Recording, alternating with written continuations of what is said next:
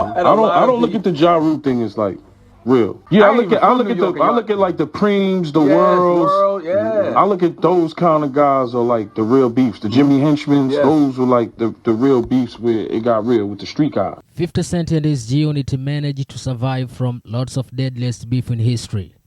They were against everybody back in the days. Okay, cool.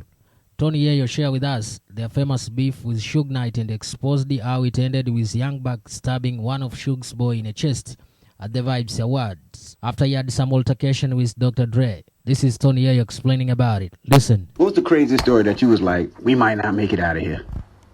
I think the Suge run-ins was always crazy for me. You know what I mean? Because you always heard of Suge Knight, but you never got to see him. So I think it was the I wouldn't say we were scared, but I could say it was the Vibe Awards when we seen Suge Knight and Irv Gotti, and they walked past the trailer. So it is what it is. We in New York, but we in LA. You know what I'm saying? We New York dudes, we in LA. You know what I'm saying? So you see Suge Knight, you always heard about this guy, you know, TV, magazines, but you know, never had. In the club was the first run-in, but this was the second. So he walks past the trailer with Irv, and 50 just look at James Cruz. James Cruz, you know, shout to him. He was a little. James Cruz is always in a situation. Industry guy. He got to run around with 50 bulletproof vests. You know how Chris Lighty was in the trenches. It's crazy. So he just taps James Cruz and say, "Yo, go buy 20 knives."